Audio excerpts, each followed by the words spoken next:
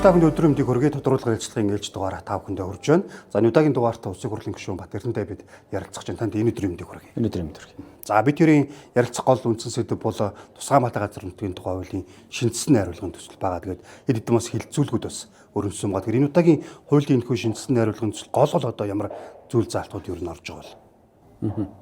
За Тусгаймалтай газар нутгийн тухай хууль нэгдүгээрт бол 34 жилийн дараа 32 жилийн дараа шинжилсэн найруулга хийж байгаа нэгдүгээр онцлогтой. За өнөөгийн хүчин төгөлдөр мөрдөгдөж байгаа хуулийн сул талууд буюу өнөөгийн шийдвэрлэж чадахгүй байсан харилцааг бид нар гаргаж ирж байгаа. Тухайлх юм бол 1994 онд Тусгаймалтай газар нутгийн тухай хуулийг баталгаад оролцож исэн хуульчдаас асуухад бид нар Богдхан уулын Дархан цаст газрын энэ хэсэг бол ингээд орон сууц болно гэж ерөөсөө огт тооцож байгаагүй. Огт тэрийг тооцоогүйгээр энэ хуулийг хийсэн гэдэг ч юм уу те. Тэгэхээр нөгөө хоцорон газрын хязгаалтын бүс буюу нэгэнт хоцорон үүссэн байгаа харилцааг бид нар нэгдүгээр шийдвэрлэхийг зорж байгаа. Тэнд ямар асуудлууд үүсэж байгаа вэ гэхээр тэн дээр иргэдийн маань үл хөдлөх болон хөдөлгөх хөрөнгөдтэй холбоотой асуудлууд. Мөн одоо эдийн засгч харилцаанууд бүгд хангахдахгүй байна. За дээрэс нь нөгөө сурах, боловсрох, эрх хангахдахгүй байна. Тухайлх юм бол сургууль баригдах боломжгүй байна. Цэцэрлэг баригдах боломжгүй байна. Нөгөө отоглох нэрээр орон сууц барьсан мөртлөө сургуулийн хоригдсон. Цэцэрлэгийн хоригдсон ч юм уу те. Үүнээс холбоотой нөгөө дараа дараагийн үр дагаврууд нийгмийн нөлөөлөлд гарч байгаа жишээтэй байна.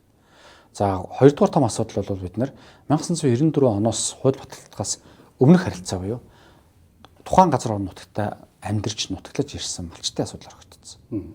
Тэнд өвлжээ аварж байгаа нэртэй одоо хүртэл байдаг өвд дэсээс уламжилж ирсэн. Гэтэл тэнд харилцааг нь шийдэж өгөөгүй. Үүнээс холбоотой нөгөө ахуй хэрэглээ буюу мод түлээ тий малын хашаа хорооны шургааг нөгөө хадлан нөгөө нэг байглаасаа им урамлаа аваад түүгээд өөрсдөө ангаачдаг байсан магадгүй нөгөө маарам отчтын асуудалтай маш олон харилцаа энд ингээ хаягдчихж байгаа. Тэгэхээр энийг бид нар хоёрдугаарт бол маш том төвшөнд шийдэж өгөх хэрэгтэй байна. Гуравдугаарт байгаль хамгааллын зарчим маань явж байгаа. Гэтэл 1994 он 2026 он хоорондын 32 жилийн хугацаанд маш том өөрчлөлтүүд орсон байна. Тухайлх юм бол дэлхийн дулаалал уур амьсгалын өөрчлөлт тий 1976 онд Монгол улсын нийт газар нутгийн 63% одоо цэвдэхтэй байсан бол 2015 онд 29% болсон жишээд. Тэгэхээр 34% алдсан байна тий. Тэгэхээр бид нар гих мэтлэнгээс ахуулаад сүүлийн одоо гарч байгаа энэ байгаль уур амьсгалын өөрчлөлтөөс улбаатаагаар бид нар хүн төрөлхтөн магадгүй байгальдаа эргээд туслах дэмжих хэлбэр орж эхэлж байгаа. Тэгэхээр хэд хамгааллаас илүүтэй нөгөө нөхөн сэргийх нөгөө байгалийн ургалтыг дэмжих магадгүй чөлөөлөх харилцаанууд орж ирж байна.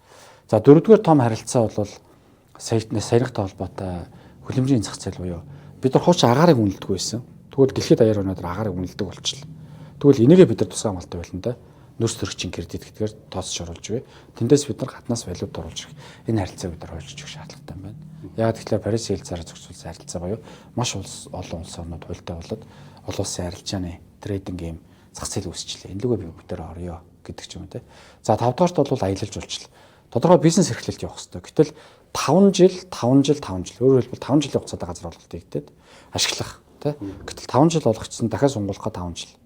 5 жилээс дээш байхгүй. Тэгэхээр хөрөнгө оруулалтын хэлбэр дээр нэгдүгürt боломжгүй болчихж байгаа. Хоёрдугаарт арилжааны банкудаас зээл аваад одоо жишээлбэл зуны дулааны улирлын аялал жуулчлалын баазаа өвлийн улирал болгоод дөрвөн улирлын болгочих ихээр мөнгө нь олддог. Яагаад гэвэл газрын чинь харилцаа 2 жилийн дараа дуусах гэж байгаа юм шүү дээ. Жилийн дараа дуусах гэж байгаа юм шүү дээ. Ингэжтэй. Тэгвэл бид нар энэ асуудлыг шийдэх ёстой. Энэ өөрөө 60 жил хүртэл хэмжээгээр байгдаг юм дээ. Гэх мэтлэнгээр ингээд тодорхой асуудлуудыг бол бид нар наривчлсан зохицуултуудаас шийдэж өгч байгаа. Таас өнд чинь тухайн нөгөө тэр малчтын асуудлыг бас орхицсон байсан гэдэг. Одоо чи энэ хууль батлагдсанараа ямар давуу талууд юу юмс бий болгоё? Малчтай үү? Тий. Тухайлх юм бол тухайн газар орон нутагт яг сууршиж амьдарч өвлжээ харжааны зориултаар мал аж ахуй, уламжлалт мал аж ахуй хэрэглээ явуулж ирсэн иргэдийн маань хувьд бол газар ашиглах хэрэг хугацаагүйгээр олгогдно. Хоёрдугаарт гэр бүлийнхаа аль нэгэн гишүүнд өвлүүлж болно. Тэгэхээр одоо би аав нагаа та хүн байвал миний одоо аав ээж, та бүдгийн аав ээж энэ газар орон нутагт амьдарч ирсэн бол би өнөөдөр энэ Тусгаймалтай газар нутгийн тухай шилжсэн хариулга батлагдсанараа газраа ашиглах эрхээ хугацаагүйгээр олж аваад дээрэс нь хүүдээ өвлүүлэх эрхээ олгож байгаа. Мэдээж хориглогдох харилцаанууд байгаа. Жишээлбэл өөр хүн шилжүүлэхийг хориглоно. Зориултыг нь өөрчлөхийг хориглоно. Малчин би энд аялал жуулчлал эрхлэмээр юм байна юм уу эсвэл үлжээ авч байгаа газар дээр аялал жуулчлалын бааз байгуулах бол заавал аялал жуулчлалаа чиглэл рүү шилжих хэрэгтэй.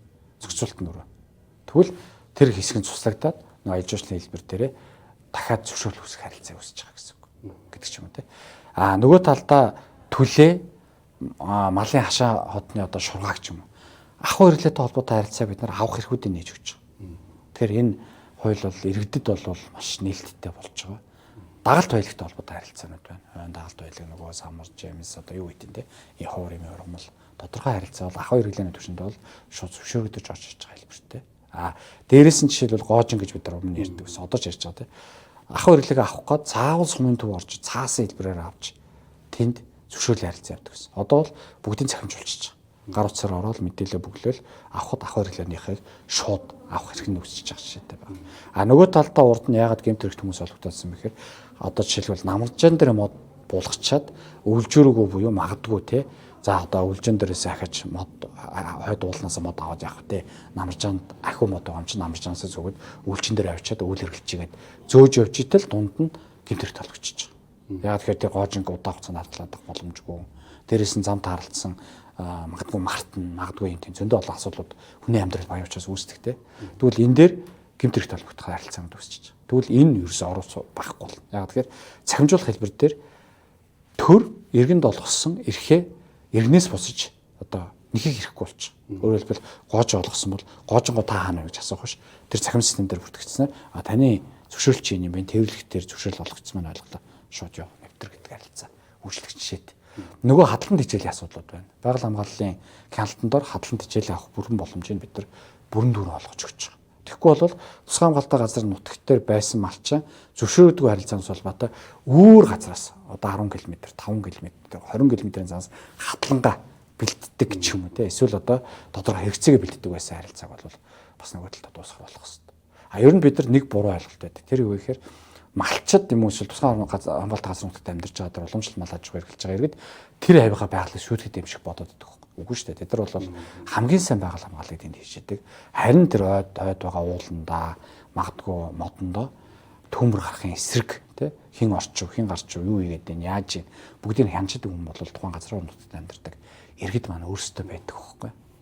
Тэгэхээр байгаль хамгааллын зарчмын тэд нар бас давхар хариуцуулж байна л гэсэн үг. Иргэдийн одоо хилцүүлгийг бас та хүн зохион байгуулсан. За иргэдийн төлөө аж ахуй нэгж одоо аялал жуулчлал гэдэг. Яг энэ хилцүүлгүүдээр явж байгаад хамгийн одоо юу гэдэг тавтагдчихж байгаа ч гэдэг юм уу яг гол одоо ямар одоо юунууд санаанууд гарч ирсэн бол. Яг саяны нөгөө иргэдтэй холбоотой харилцаа бол 1 номер асуудал. 2 номерт бол хамгаалтын захиргаатай холбоотой асуудлууд өгөгдөж байгаа. Тухайлбал хамгаалтын захиргаа маань зөвхөн хаалт тавьж нэвтрэх хурамж авах хэлбэр дээр л ажиллаж байна. Гэтэл тэр хүмүүс орлогч хэрэгтэй. Тэр орж байгаа тодорхой орлогоор нөгөө эмийн ургамал хуур угаж байгаа магадгүй багасчихвэл өөр газар хаанаа судалгаа шинжилгээ хийх. Тэ? Магадгүй зэрлэг амттай холбоотой нүүдлийн коридорууд хаана явж байгаа юм. Тодорхой хэмжээнд академик хэлбэрлүү байгаль хамгааллын хамаа шилжих шаардлагатай байгаа. Энийг бид нар зайлшгүй хийх хэрэгтэй байна. Тэгэхээр энэ дээр нэгдүгээр орлогч хэрэгтэй. Хоёрдугаар дотоодын буюу байгаль хамгаалагч нар өөрсдөө унаа, унш тодорхой хэмжээний бүрэн эрхүүдээр зарим зүйл шиг шууд хурааж авах бүрэн эрх хуулиар заагдсан байх хэрэгтэй. Жишээлбэл буух гэдэг ч юм уу те. Гэвчлэнгээр ингээ бүрэн эрхүүдийн энэ хуулинд бол бүрэн баталгаажуулж өгч байгаа. Гуравдугаарт бол аялал жуулчлал байгаа. Өөрөөр хэлбэл аялал жуулчлалын компаниуд сая их хэмжээний санал орж ирсэн юу гэхээр бид нар 5 жилээр болохоор хөрөнгө олж үрсэж чаддаг. Одоо бид нар 100 хүний ортой одоо аялал жуулчлалын кемп бааз байна те. Тэгвэл бид нар 200 болгомоор. Яг тэгвэл жуулчих гэсэн чинь. 200 болохыг гэсэн чинь хөрөнгө оруулалт авах гэсэн чинь болохгүй байна. Яг тэгвэл танах газрын харилцаа чинь 5 жилээр дуусаад байна. Сунгуулах гээд яаманд өгдөг бүтэн жилийн хугацаа өнгөрч байна. Энэ өөрөө үн суртал. Нөгөө та нарын чөлөөлийн хаана байна те. Тэгвэл энэ дээр ерөөсөө 60 жил болгоч. 60 жил тэгээд сунгана гэдэг ойлголт байхгүй. 15 жил тутам дүгнэлт хий. Зориул дээр байх хэрэгтэй. Аялал жуулчлалын зориул. Хоёрдугаар тухайн газар орон нутагта байгалийн унган төрхийг алдагдуулаагүй байх хэрэгтэй. Бага машин тавьгаал, бага өрсний илэрхийлгээ гэвэл энэ болохгүй гэсэн үг тийм гэдэг ч юм. Тэгэхээр 60 жил буюу 15 жил тутам бид нар дүгнэлт хий. Хэрвээ та дүгнэлт хийхэд алдаа гаргасан асуудал үүссэн байвал шууд цуцлана. Нөгөө талд 15 жилиг бас үлээхгүй. Ойр орчимд байгаа хүмүүс юм уу үнэхээр малчтаас гомдол ирээд энэ үнэхээр одоо байгаль орчныхаа унган төрхийг алдагдуулаад байна. Бүр хөтлөн зэм цутгаад байна. Нөгөө ногоон байгууламж чинь нөгөө ногоо хэсэг чинь зүлэг чинь мод чинь баг болчлаа гэвэл тэнд очиж суцлах харамж авч байгаа. Жишээд ч юм те. Гэх мэтлэнгээр харилцааг нь бид нар аль болох нээж өгнө. Гэхдээ хариуцлагажуулахын тогтолцооны хувьд цуг оруулж өгч байгаа гэсэн. Тэгээ хамгийн том 3 асуудал бол энэ л байна. Цагиргаад ажиллах одоо боловсрогч хүний нөөцийг хэрэг яаж тусгаж өгч байгаа бол оронтойг нэмж гэдэг юм энэ чиглэл дээр бас. Тусгай хамгаалалтын газар нутгийн захиргаанд өөрт нь бүр их мэдлэг бид нар олгож байгаа. Нэг талаа орлогчийн нэгэд өчөж байгаа учраас нэгэд орлогдсон дахин мөнгө одоо санхүүжилтийн хуваарлтан дээр нь тодорхой бүр ирэхэд бид нар нээж өгч байгаа гэсэн. Ер нь цалингийн асуудал. Ер нь бүх салбарт шүү. Цалин өндөр байвал тэр хүний нөөц хангалттай бэлтгэгдчихийдэг, тий. Хоёрдугаар цалин өндөр байвал тэр байгаль хамгаалагчны сэтгэл урам өндөртэй ажиллаж байна. Хоёрдугаар хангамжийн асуудал байна. Нөгөө хээр дандаа ажилтдаг учраас нөгөө хувцсны асуудлууд байна. Нөгөө унааны асуудал байна, тий.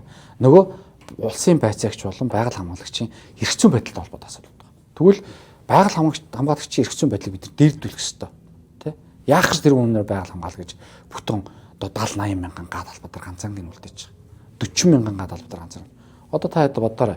Богдхан уул чинь 42 мянга. Тэгвэл энийг ганцхан хүн хамгаална гэж боддоо. Хаанаж хүрхгүй зү. Тэнд уулын норм стандартаараа гэж тооцвол дорож 10 хүн баймаар шүү дээ. Тэгвэл тэр хүмүүсийг нь авах боломжуудыг бид нар бүрдүүлж өгнө. Тэгэхээр тусгай хамгаалалтын газар нутгийн тухай хуулийн дээр орж байгаа суур цалинтай холбоотой харилцааг нь төрдүүлтэйгээд бусад нэмэлт орлогуудыг бүгдийг нь хуулиар олох эрхийг нээж өгч байгаа. Ингэчвэл тэнд байгаа байгаль хамгаалагч нар би музейтэй болчлоо. Жишээлбэл Хөсгөлийн Улаандагийн одоо байгаль хамгаалалт дээр байгаа хүмүүс музейтэй болцсон ба. Тэгвэл би музейтэй болоод нэмэлт орлого олох эрх нь нээгдэг байсан учраас санаа зовлонтын байдлаар бараг заримдаа нууцаар ажиллаж байгаа. Тэгвэл энэ нээлттэй хэлдэг байх хэвээр. Орлого авж байгаа орлого нь нэмэлт орлогоор байгаль хамгаалалт дээр тухайн тусгай хамгаалалтын захиргаанд ордог байх бүр эрх нэгэд өгч байгаа. Зарцуулалтын таны бас бүр эрх. Гэхдээ тэд хувьтай гэдэг ч юм уу те. Дээрээс нотыг нь захиргаадыг бас дэмжих олон улсын байгууллагуудын хурцгаар хөтөлбөр бас хэрэгжиж авч. Энэ бол мэдээж тухайн захиргаадын хувьд бол дэмжлэг нөгөө талаасаа үгүй өөрсдийнхөө менежментийг илүү сайжруулад явуулах бас номон гарцсан л да. Манайх яг нэг ингэж байгаа. Тусгай хамгаалалтын газар нутгийн тухай хууль 94 оны хууль учраас түүнээс хойш үүссэн олон улсын харилцаа хуульчлагдаагүй. Манай улс дэлхийн түвшинд тавьж байгаа жишгтэр явж байгаа. Өөрөөр хэлбэл тусгай хамгаалалтын газар нутгийн хэмжээ, өөрөөр хэлбэл ирээдүйн хожтой өвлөх хэмжээ чинь их газар болон Тэнгис далай тэнгисийн 30%. Манайх яг улсын тусгай хамгаалтанд авсан хэсэг нь 20.8 буюу дунджаар 21% багхгүй. Гэтэл тэнд орон нутгийн тусгай хамгаалалт байгаа. Саяны таны хэлдэг олон улсын харилцаа. Арамсаар, ЮНЕСКО тэг ингээд маш олон харилцаанууд. Тэгвэл эднэргээ бид нар тусгай хамгаалтын хэлбэр дээр авч үзэхгүйгээр 21% яаж 30% болох вэ гэдэг асуудал хүндэт байгаа байхгүй. Энэ өөрөө эргээд иргэдэд харшил үүсгэж байгаа. Яг тэгэхээр одоо байгаа авсан 21% руу чинь нэвтрэх боломжгүй болчиход байна. Бид нар малаа яах, хадлангаа яах, амьдрах, суурьшлаа яах юм те. Эргээд маш олон асуудлууд нэгтэлтэй үүсчихэд байгаа байхгүй. Гэтэл яг үүндээ Монгол улс тусгай хамгаалтанд авсан нийт газар нутгийн хэмжээ бараг 50% шүү дээ. Улсын тусгай хамгаалалт гэдэг тусад нь гаргачаад 30% болгох гээд 9% нэмнэ гэж яваад байгаа л асуудал байдаг. Тэгвэл бид нар олон улсын жишг рүү авчих хэрэгтэй. Та бодоорой. Бид нар жишээлх юм бол улсын тусгай хамгаалалт 21 5% нэмэхэд 4% нэмээд 25% болгоход бид нар 14.9 сая гад албаа нэмэх хэрэгтэй болж байгаа. Гэтэл цааталт нь орон нутгийн тусгай хамгаалалт дээр бүр дангаараа зүгээр л 20% бэлэн байгаа. Нөгөө Арамсаар болон ЮНЕСКО ба хүм ба шим мандлын нөөцдөр дахиад бэлэн байгаа. Тэгвэл эднэргээ нийлүүлээд зүгээр энгийн тооцоо хийхдээ Монгол улсын нийт газар нутгийн дээр байгаа тусгай хамгаалалтын хэмжээ аль хэзээний 40% баг. Аль хэзээний 40%. Тэгвэл бид нар тусгай хамгаалалтын газар нутгийн тухай хууль батлагдсанаар олон улсын өмнө хүлээсэн үүргээ Монгол улс одоо манлайлал үзүүлж магадгүй хамгийн түрүүн шийдвэрлсэн орнуудын нэг болох боломж нь энд байна. Дэлхийд дахинд Монгол улсны газар нутгийн 41%-ийг тусгай хамгаалтанд орлоо гэж зарлахад л энэ өөрөө дэлхийд дахинд манлайлал болох хэмжээнд байгаа байхгүй. Монгол улсын ерөнхийлөгчийн саналсан тэр бомод үндэсний хөдөлгөөн дээрээс нь ерөнхийлөгч өөрөө үйл ажиллагааны хабарыг 50 орчим оюу байгаль орчны салбарт явуулж байгаа учраас магадгүй Улаанбаатарт болж байгаа энэ цөлчтийн конвенцийн талуудын багварал буюу нэгдсэн үндэсний байгууллагын 190 гар орон ирж байгаа энэ цаг хугацаанд магадгүй тусгай хамгаалтын хуулиа бид нар батлуулж амжих юм бол Монгол улсын ерөнхийлөгч мөн одоо Монгол улсын засгийн газар тэгээ Монгол улсын парламент олон улсад дэлхийд баг одоо 30% хангасан энэ хэмжээг 10% нэмүү хангасан орнууд манлайт нь явах боломж нь дээрэс нь эргээд бусад дэлхийн бус орнуудыг манлайлах боломж нь бидэнд байгаа гэсэн үг. Энэ хот суран газартай холбоотой харилцаа байна. Бид нар бол одоо жишээлбэл онгон бүс, онцгой бүс, хамгаалтын бүс, хязгаарлалтын бүс гэж авч байгаа. Орчны бүс гэж авч байгаа. Тэгвэл үүнтэй зэрэгцээд бид нар нэг зүйл гаргаж байгаа. Хот суран газрын хязгаарлалтын бүс гэж гаргаж байгаа. Өөрөөр хэлбэл 6600 орчим га талбай хязгаарлалтын бүсд байгаа өнөөдөр. Энэ Богдхан уулан дээр. Тэгвэл нийт барилгацсан талбай хэмжээ нэг 2900 ч юм байна. Тэгвэл бид нар энэ 2900 гэдэг юм эсвэл бүр 6000 гарч юм эсвэл 4000 гарч юм те. Гэхдээ аль болох өргөдөхгүй гэдэг хэлбэрийг бид нар агуулж байгаа. Энэний бүр эрхийг бид нар засгийн газарт өгөх гэж байгаа. А засгийн газар тэн дээр газрын харилцаа болон бусад харилцаа өөрсдөө шийд. Ягаад бид нар Улаанбаатар хотод өгөхгүй байгаа вэ гэхээр хууль өөрөө Монгол Улсын нутгийн дэвсгэр дээр тэр чигтээ эргэж байна. Тэгэхээр зөвхөн Улаанбаатар хотын харилцааг шийдэх гэдэг юм шиг. Зөвхөн Богдын харилцааг шийдэх гэдэг юм шиг. Тэнд Арангаан аймгийн булган уулда бас дархан засад бол тэр харилцаагаа бид нар яаж шийдэх гэдэг ч юм уу тий. Тэгэхээр засгийн газар бүр эрхийн хувьд магадгүй Арангаан аймгийн булган уул нь цэцэрлэг сумын засаг дарганы хамгаалалт юм эсвэл Арангаан аймгийн засаг дарганы хамгаалалт бүр эрхийн өгдөг. Харилцааг менежмент харилцаа тий. Богдхан уулыг нийслэлд нөгдөг ч юм уу хэлбэр. Бид нар нэгэнд барилгачсан байгаа хэсэг дотор байгаль хамгаалагч ажиллаж чадахгүй гэдэг энэ өнөөдөр мэдчихэж байна. Тэн дотор амьдарч байгаа иргэдийн хувьд сургууль цэцэрлэг байхгүй гэдэг харилцааг нь бид нар мэдчихэж байна. Зам харилцаа өгчихгүй байгаа гэдгийг нь мэдчихэж байна. Тэнд хогноос ахуулаад бохирдол үүсэх харилцаа өнөөдөр нэгэн даа цэцэрсэн учраас асуудал байгаа гэдэг бид нар бүгдийг мэдсээр гэж нүдэн болгож ихэндүлээ тусгай хамгаалалт газрын тухай хэрэгжих ёстой гэж дайраад байж болохгүй. Тэгэхээр нэгэнт байшин дотор байгаль хамгаалагч ажиллах боломж нь байхгүй учраас засгийн газарт тэр чигтэн бүр эрхийг шилжүүлж байгаа. Гэхдээ хоёр зүйл. Нэгдүгээр улсын хурл хил цагийг өөрчлөх эрх бол улсын хурлын бүр эрхийг өрөвдөж байгаа. Хоёрдугаар барьж байгаа зарчим буюу тэр хязгаарлалтын бүсийг тэлэхгүй. Өөрөөр хэлбэл хот суурин газрын хязгаарлалтын бүсийг тэлэхгүй. Одоо байгаа хэмжээнд нь барь. Тэн дотор менежмент засгийн газар нийслэлтэй хамтраад хий гэдэг л хэлбэрийг агуулж байгаа гэсэн. За баярлалаа. Бид та бүхэндээ тусгай хамгаалалт газрын нутгийн тухай шинжилсэн одоо найруулга хуулийн тухай ерөн тойронд тодорхой мэдээлэл өсөглөө. Анхаарал хандуус үзэгч та бүхэндээ баярлалаа. Энэ удаагийн тодорхойлол гаргалцлага өндөрдөж байна. Баяр та үзэгчтэй.